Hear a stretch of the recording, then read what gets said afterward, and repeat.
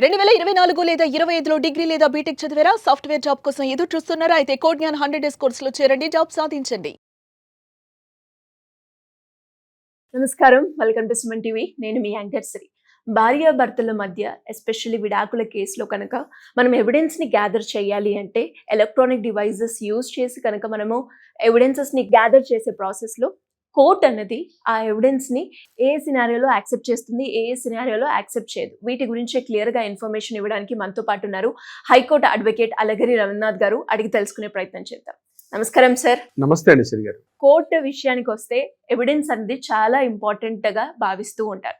మరి అలాగే భార్యాభర్తల మధ్య విడాకులకి సంబంధించిన కేసులో ఎవిడెన్స్ ని గ్యాదర్ చేసే ప్రాసెస్ లో మనం ఎలక్ట్రానిక్ డివైజెస్ కనుక యూజ్ చేస్తే ఏ సినారియోస్ లో మనకి ఎలక్ట్రానిక్ డివైజెస్ యాక్సెప్ట్ చేస్తారు అంటారు?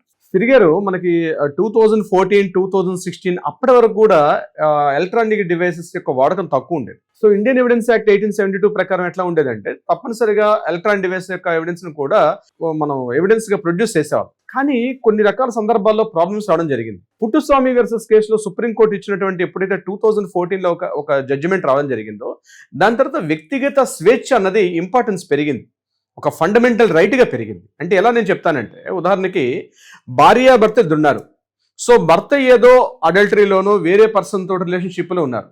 సో భార్య అక్కడ స్నూపింగ్ చేసింది. స్నూపింగ్ ఏంటంటే అతనికి తెలియకుండా అతని ఫోన్లో ఉన్నటువంటి డేటాని చోరీ చేసింది. అంటే అతని యొక్క కాల్స్ లిస్ట్ కావచ్చు, వాట్సాప్ కాంటాక్ట్ లిస్ట్, ఇట్లాంటివన్నీ తను లేని సందర్భంలోనో లేకపోతే తను పడుకున్న సమయంలోనో తన ఫింగర్ టిప్స్ పెట్టో తన డేటాని తను స్నూప్ చేసి ఆ డేటాని ఎవిడెన్స్ గా గ్యాదర్ చేసుకొని తన డివోర్స్ నా భర్త నేను కాకుండా వేరే పర్సన్ తో కూడా రిలేషన్షిప్ లో ఉన్నాడు అని చెప్పి ఈ డేటాని ఎవిడెన్స్ గా చూపిస్తే కూడా కొన్ని సందర్భాల్లో అతని మీద చట్టపరంగా కొన్ని చర్యలు తీసుకునే సందర్భాలు కూడా ఉన్నాయి. అదేవిధంగా డివోర్స్ కి ఫండమెంటల్ గ్రౌండ్ రియాలిటీగా కూడా డివోర్స్ ఇచ్చే ప్రయత్నం చేశారు. కానీ ఎప్పుడైతే అన్వర్ పాషా వర్సెస్ కేసులో మనకి కేరళ హైకోర్టు, మెడ్రాస్ హైకోర్టు ఇచ్చినటువంటి తీర్పులు ఏం చేశారంటే సుప్రీంకోర్టు ఇచ్చినటువంటి గైడ్ లైన్స్ ని పాటించడం జరిగింది. అంటే ఎలక్ట్రానిక్ డివైసెస్ లో మనం ఇచ్చినటువంటి ఏవైతే ఎవిడెన్సెస్ ప్రొడ్యూస్ చేస్తామో ఆ ఎవిడెన్స్ కూడా కొన్ని గ్రౌండ్ రియాలిటీస్, కొన్ని పారామీటర్స్ ఉన్నాయి, చెక్ చేయాలి. ఎగ్జాక్ట్లీ. ఇప్పుడు భార్యాభర్తలు ఇద్దరిలో భర్తకు కూడా ఒక ప్రైవసీ ఉంటుంది. ఒకరి ప్రైవసీని ఫండమెంటల్ రైట్గా మార్చుకున్నాం 2014 తర్వాత. ప్రైవసీ ఉంటుంది. అంటే ఇప్పుడు నా అనుమతి లేకుండా నా యొక్క డేటాని తీసుకుపోయి అది ఎవిడెన్స్గా చూపిస్తే అది చట్టరీత్యా చెల్లదు. మీ భార్యాభర్తల మధ్య గొడవలు అయ్యేటప్పుడు మీ భార్యాభర్తల మధ్య ఉన్నటువంటి చాట్ లిస్ట్ కానీ లేదా ఎవిడెన్సెస్ ఇతరత్ర వాట్సాప్ చాట్స్, మెయిల్స్, లేదా అతను అబ్యూజ్గా తిట్టడము, కొట్టడము, లేదా మీ ఫోన్తో రికార్డ్ చేసేవి, లేదా ఇట్లాంటి సందర్భాల్లో మాత్రం మీకంటూ ఒక ఐడెంటిటీ ఉంది. మీరు ఒక ఫోన్ వాడుతున్నారు, మీ ఫోన్కు ఒక IME నెంబర్ ఉంది, మీ ఫోన్ ఇస్ ఓన్ యువర్, మీరు వాడుతున్న ఫోన్ మీ యొక్క పొజిషన్, అది మీ యొక్క ఓన్.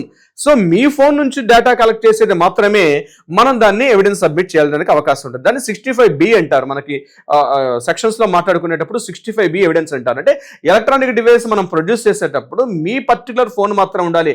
భార్య కావచ్చు, భర్త కావచ్చు, వారి ఫోన్ నుంచి మాత్రమే మాట్లాడేది కావాలి. లేదా కొన్ని సందర్భాలు ఏం చేస్తారంటే భార్యాభర్తల మధ్య గొడవలు అవుతునేటప్పుడు ఈ ఫోన్తో రికార్డ్ చేయకుండా థర్డ్ ఫోన్తో రికార్డింగ్ చేసి ఆ వాయిస్ ఇదిగో ఈ రికార్డ్ని సబ్మిట్ చేసినప్పుడు కూడా దానికి కూడా వ్యాలిడిటీ ఉండదు. కొన్ని సందర్భాల్లో వాట్సాప్ చాట్లో గట్టిగా తిట్టుకుంటా, నేను చంపేస్తాను, నేను కొడతాను, నేను తిడతాను, ఏదో అంటే పీక్ స్టేజ్గా వెళ్ళేటప్పుడు మాట్లాడుకున్న సందర్భాల్లో ఇవన్నీ కూడా ఏం చేస్తారంటే ఈ వాట్సాప్ లిస్టులు అన్నీ కూడా ఒక పేపర్ మీద ప్రింట్అవుట్ తీసుకొచ్చి ఆ ప్రింట్అవుట్స్ని తీసుకుపోయి మనం కోర్టు ముందు సబ్మిట్ చేస్తే ఆ ప్రింట్అవుట్స్ని కూడా కోర్టు యాక్సెప్ట్ చేయదు. యాజ్ ఇట్ ఈస్గా డివైస్ ఉండాలి. ఆ డివైస్లో 2 టిక్స్ ఏవైతే బ్లూ టిక్స్ అనేవి రావాలి. ఆ బ్లూ టిక్స్ వస్తే తప్ప వాటిని కోర్టు ఎవిడెన్స్గా పరిగణించే పరిస్థితి లేదు. ఈవెన్ మెయిల్ అయిందనుకోండి, మెయిల్లో పంపించినట్లయితే సెంట్ మెయిల్స్ ఉంటుంది, సెంట్ మెయిల్స్లో కూడా అక్కడ రిసీవ్ అయినట్టుగా ఉంటుంది కాబట్టి మెయిల్స్ను కూడా తీసుకొని రావాలి. మొబైల్లో ఏదైనా వీడియో రికార్డింగ్స్ కానీ ఆడియో రికార్డింగ్స్ ఇప్పుడు నేను చెప్పాను, వీడియో రికార్డింగ్స్ చేసేటప్పుడు కూడా ఎవరి ఫోన్తో వాళ్ళు రికార్డింగ్ చేస్తేనే దాన్ని ఎవిడెన్స్గా తీసుకుంటారు తప్పించి థర్డ్ పార్టీ ఫోన్ నుంచి రికార్డ్ చేసేది కాదు. లేదా ఆపోజిట్ ఎవరి మీద అయితే మనం కంప్లైంట్ పెట్టామో, భర్త భార్య కావచ్చు, భార్య భర్త కావచ్చు, ఆపోజిట్ ఫోన్ నుంచైనా డేటా మనం తీసుకోవాలి. బట్ ఆ డేటా తీసుకున్న తప్పనిసరిగా అతను ఇది నా ఫోను, నేను ఈ డేటాని ఇస్తున్నానని చెప్పి అతను విల్లింగ్ ఉండాలి. అక్కడ వితౌట్ విల్లింగ్ లేకుండా ఆ ఫోన్ కానీ ఇచ్చినట్లయితే ఆ ఫోన్ యొక్క ఎవిడెన్స్ కూడా ఎట్టి సందర్భాల్లో కూడా ఉంటుంది. అంటే ఇప్పుడు ఎగ్జాంపుల్, భార్య నా భర్త ఈ రకంగా చేస్తూ అని చెప్పి భార్య కంప్లైంట్కి వెళ్ళింది.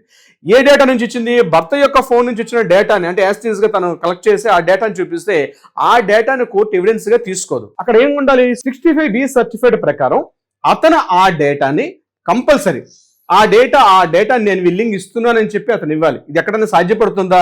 అది ఎప్పుడు కూడా సాధ్యపడదు. ఇది ఎలక్ట్రానిక్ డివైస్ లో మొబైల్ ఒక్కటే కాదు, ట్యాబ్ అయినా ల్యాప్టాప్ అయినా మనం వాడుతున్న ఆల్ ఎలక్ట్రానిక్ డివైస్ అన్ని కూడా ఈ యొక్క గ్రౌండ్ రియాలిటీని బేస్ చేసుకునే ఉంటుంది. అది ఐఫోన్ కావచ్చు, ఆండ్రాయిడ్ ఫోన్ కావచ్చు, ఏదైనా దానికి ఉన్నటువంటి IMEI నెంబర్ కూడా ఎంటర్ చేయాలి. ఆ ఫోన్ మీదే అన్నట్టుగా చూపించాలి.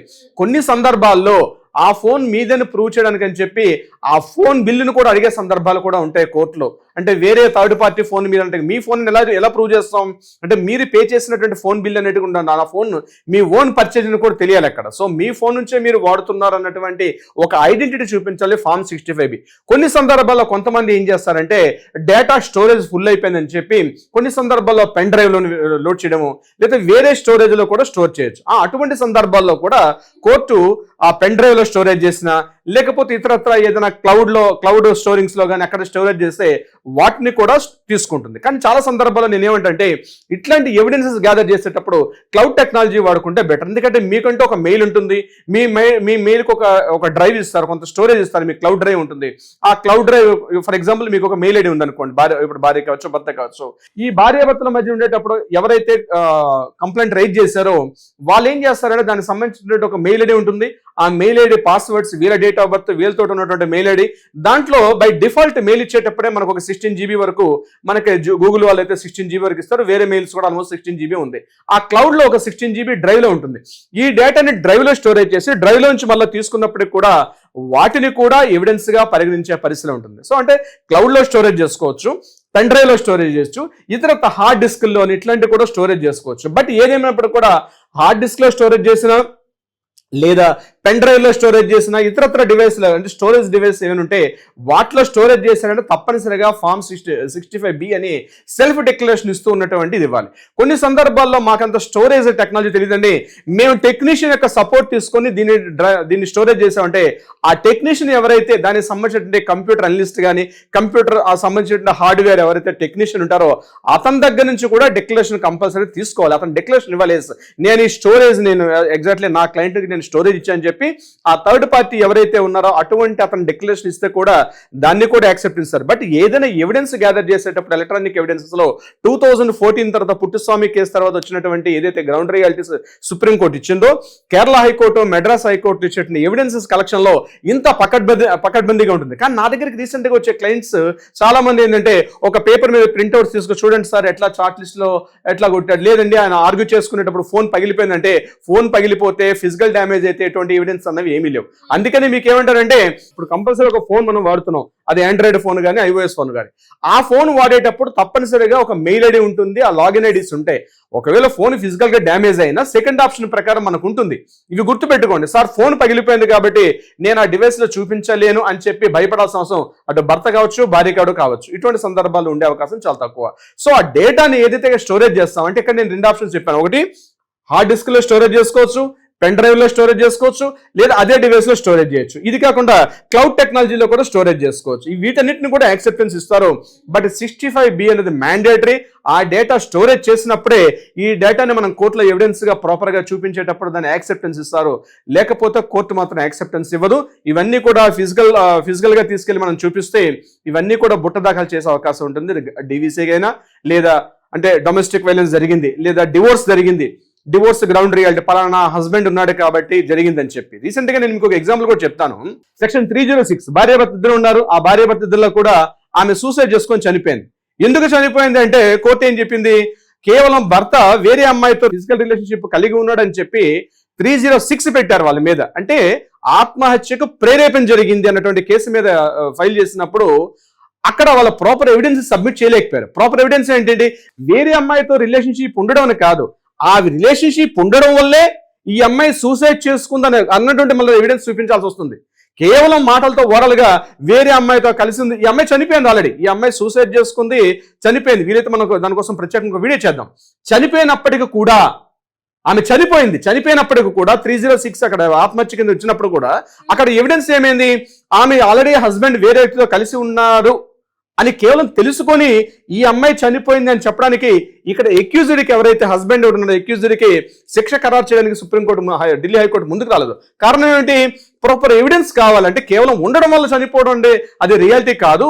ఉండడం వల్ల ఎందుకు ఉంది ఆ యొక్క ప్రధాన కారణంతో నేను చనిపోయిన ఎవిడెన్స్ గ్యాదర్ చేయాలి. అక్కడ అంటే ఎవిడెన్స్ ఏంటి, అక్కడ ఎలక్ట్రానిక్ డివైస్ అన్నది ప్రాపర్ గా చూపించగలిగితేనే, ఈవెన్ హత్య జరిగిపోయినా దాన్ని కూడా ఎవిడెన్స్ లేకపోతే తీసుకోరు. శ్రీ గారు, గ్రేట్ ఇన్ఫర్మేషన్ సార్. ఇలా ఎవరికైనా కూడా ఎవిడెన్సెస్ సంబంధించి చాలా మంది కూడా ఇబ్బంది పడుతూ ఉంటారు. అది కేసు ఏదైనా, డివోర్స్ కి సంబంధించిందే కావచ్చు, లేదంటే ఇంకేదైనా. అలాంటి వాళ్ళు ఎవరైనా కూడా మిమ్మల్ని అప్రోచ్ అయ్యి లీగల్ పరంగా ముందుకెళ్ళాలి అంటే ఎలా ఉంటుంది? తప్పనిసరిగా శ్రీ గారు, దీనికి సంబంధించి ఎవరికైనా లీగల్ సలహా సంప్రదింపులు కావాలంటే కింద నెంబర్ని కాంటాక్ట్ చేయండి. తప్పనిసరిగా మన లీగల్ టీం మీకు అప్రోచ్ అవుతారు. అది కాకుండా కోర్టులో ఏదైనా వివాదాలు ఉన్నాయి, పరిష్కారం కాని విధంగా ఉన్నాయంటే అటువంటి సందర్భాల్లో కూడా లీగల్ టీం మీకు అప్రోచ్ అయితే మీరు తప్పనిసరిగా మీకు పరిష్కారం చూపించే దిశగా ప్రయత్నం చేస్తారు. డెఫినెట్గా sir. Thank you so much. Thank you so much Sri గారు.